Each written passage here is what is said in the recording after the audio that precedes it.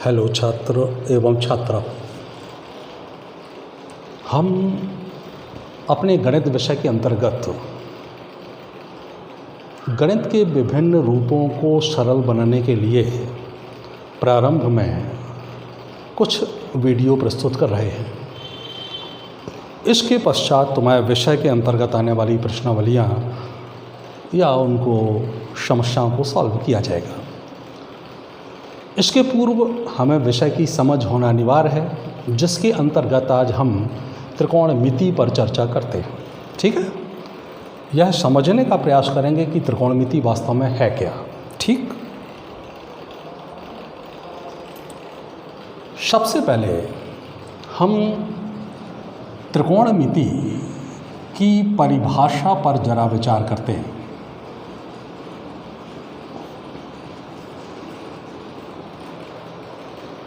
त्रिकोणमिति गणित की वह शाखा है जिसके अंतर्गत हम किसी भी त्रिभुज की भुजाओं एवं कोणों तथा किसी विशिष्ट कोण के लिए या विशिष्ट न्यून कोण के लिए त्रिभुज की दो भुजाओं के अनुपातों का अध्ययन करते हैं। अर्थात अगर हम ऐसे कहें तो गणित की वह शाखा जो किसी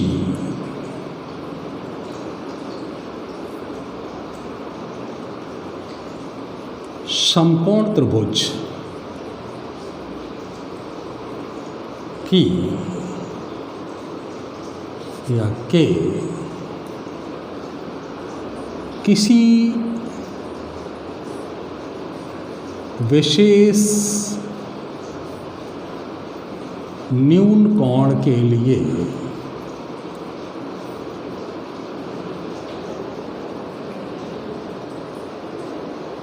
उसकी दो भुजाओं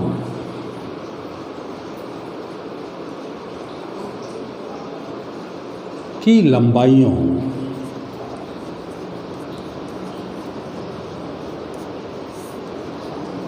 के अनुपातों का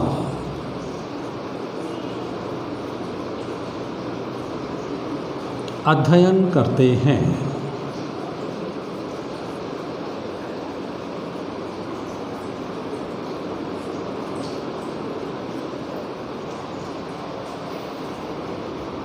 त्रिकोणमिति कहलाती है।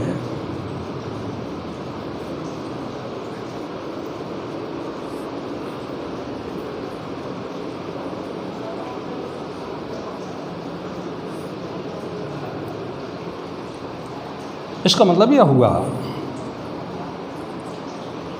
कि हम पहले चर्चा कर चुके हैं कि वर्गीकरण विषय को आसान बनाता है। गणित एक व्यापक विषय है जिसमें से एक रेखागणित का एक नया रूप है त्रिकोणमिति।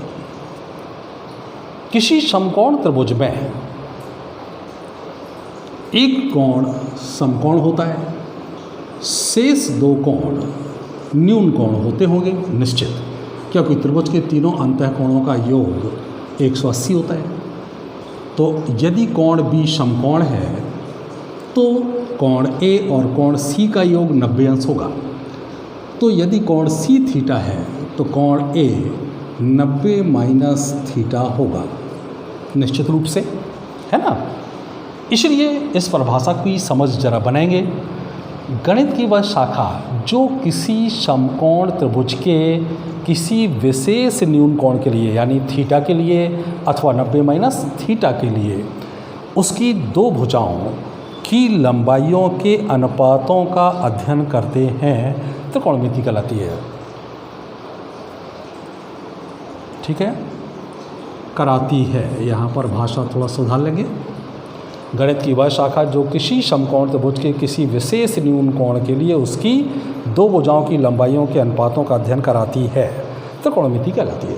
ठीक है, अब जरा इस बात को समझना है। हमने कहा था गणित एक भाषा है जिसको हम संकेतों के माध्यम से सरल बनाते हैं और उसके भाव को समझने का प्रयास करते हैं। ठीक है, तो हमें पहली बात तो एक बात समझना है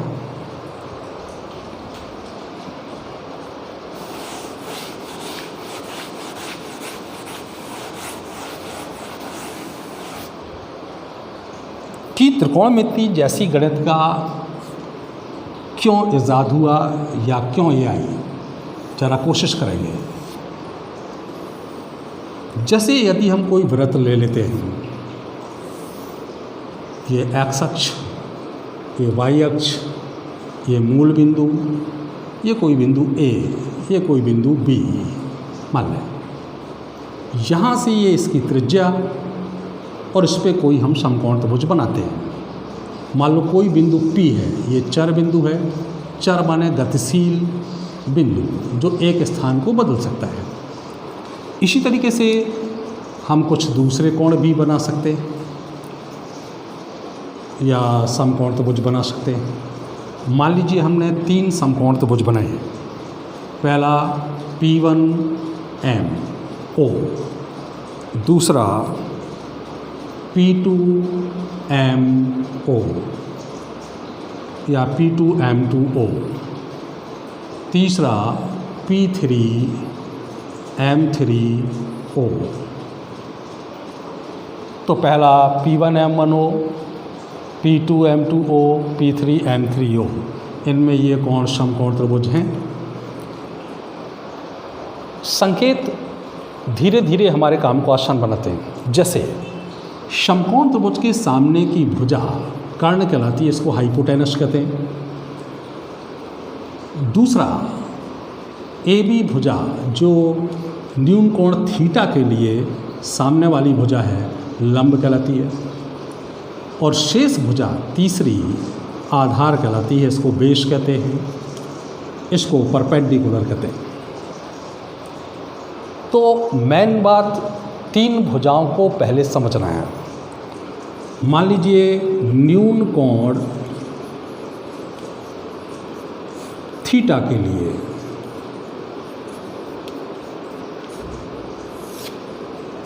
और यदि न्यून कोण बदल के 90 माइनस थीटा कर दिया जाए तो 90 माइनस थीटा के लिए भुजाओं के नाम परिवर्तित हो जाएंगे, जिससे थीटा के लिए थीटा के सामने की भुजा लंब कहलाएगी। तो यहाँ पर लंब भुजा थीटा के सामने वाली यानी AB होगी, लेकिन न्यून कोण 90 माइनस थीटा के लिए सामने की भुजा BC होगी, तो इसे BC कहा जाएगा। इसी तरीके से आधार भुजा न्यून कोण थीटा के लिए BC होगी, लेकिन 90 माइनस थीटा के लिए आधार भुजा AB होगी। ठीक है, और शेष कर्ण भुजा ये दोनों के लिए एक ही होगी, अर्थात AC और AC। ठीक है, तो सबसे पहले त्रिकोणमिति का अध्ययन करने के लिए हमें ये देखना है कि किसी समकोण त्रिभुज में भुजाओं का नामांकन किस प्रकार करते हैं। तो लंब वह भुजा कहलाती है जो किसी विशेष न्यून कोण के सामने की भुजा होती है। ठीक है, तो थीटा के सामने की भुजा यहाँ पर AB है और 90 माइनस थीटा वाले न्यून कोण के सामने की भुजा BC है।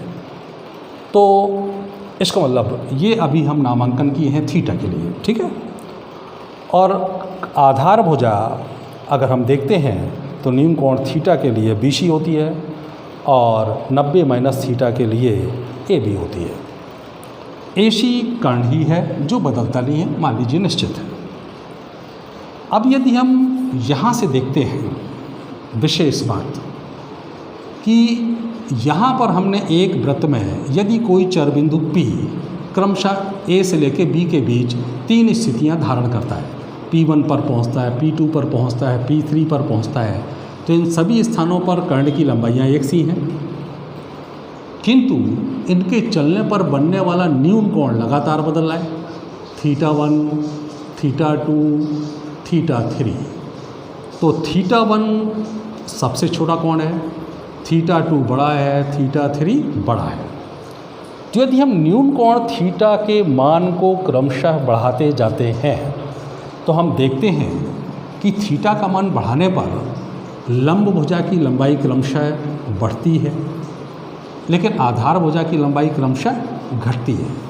जैसे पहली स्थिति में जब न्यून कोण θ1 सबसे छोटा है, मान लीजिए, तो यहाँ पर सबसे छोटा है लंब और आधार सबसे बड़ा है। और धीरे धीरे जैसे θ2 का मान बढ़ता है तो लंब का मान तो बढ़ता है, लेकिन आधार का मान क्रमशः घटता है। फिर लंब का मान बढ़ता है, आधार का मान घटता है। तो निश्चित रूप से यदि न्यून कोण थीटा का मान बदले तो समकोण त्रिभुज में सभी भुजाओं की लंबाइयां परिवर्तित होती हैं। यदि कर्ण को निश्चित मान लिया जाए तो लंब और आधार भुजाओं की लंबाइयां बदलती हैं, है ना, ऐसा हमारे समझ में आता है। तो निश्चित है कि दो भुजाओं की लंबाइयों का अनुपात भी परिवर्तित होगा। तो त्रिकोणमिति पढ़ने के दौरान हम सीधे पढ़ना शुरू कर देते हैं sine theta, cos theta, tan theta, ठीक है, और इनका अर्थ समझने का प्रयास नहीं करते। तो ये मात्र संकेत हैं जिनको हमें अच्छे से समझने का प्रयास करना है, ठीक है। जैसे अब हम साइन थीटा के संदर्भ में समझते हैं। सबसे पहला अनुपात है साइन थीटा। तो ये मात्र एक संकेत है जिसका पूरा अर्थ, जैसे अगर हमारा मीडियम हिंदी है तो इसका पूरा अर्थ ये होगा, ठीक है। अगर हम इस त्रिभुज से चर्चा करें तो समकोण त्रिभुज ABC में न्यून कोण थीटा के लिए लंब भुजा थीटा के लिए है AB एवं कर्ण भुजा है कौन सी, AC की लंबाइयों का अनुपात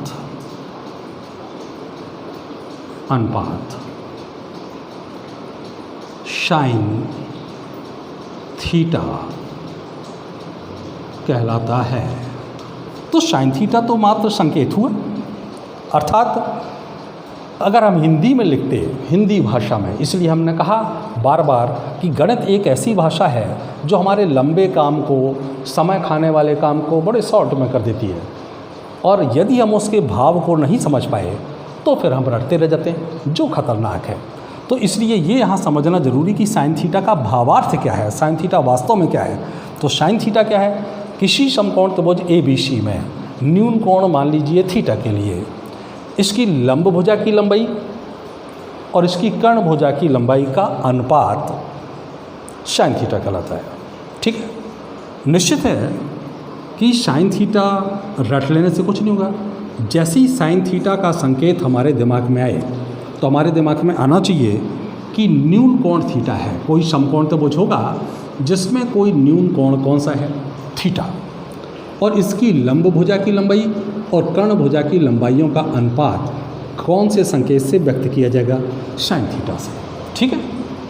ठीक इसी प्रकार से हम शेष की परिभाषा दे सकते हैं। जैसे कॉस थीटा, तो अब कॉस थीटा का अर्थ हमारे समझ में आ गया होगा।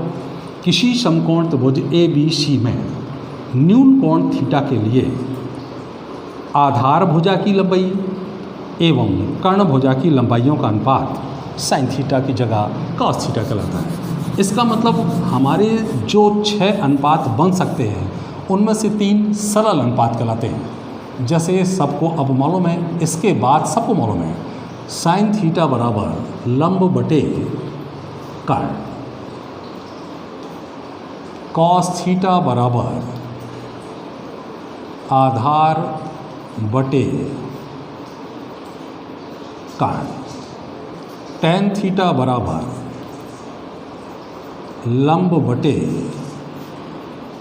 आधार। अर्थात साइन थीटा में कॉस थीटा का क्या दे दिया जाएगा, भाग,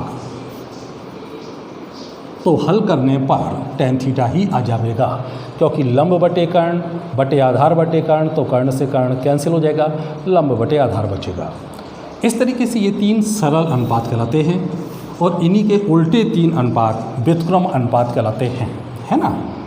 तो व्युत्क्रम अनुपात में आते हैं सबसे पहले साइन थीटा का उल्टा कॉसेक थीटा, जो कि कर्ण बटे लंब होगा, अर्थात 1 बटे साइन थीटा, है ना।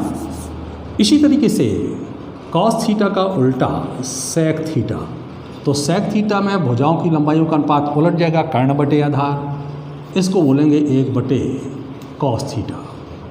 और इसी प्रकार टेन थीटा का उल्टा कॉट थीटा, और कॉट थीटा अर्थात आधार बटे लंब, तो 1 बटे टेन थीटा।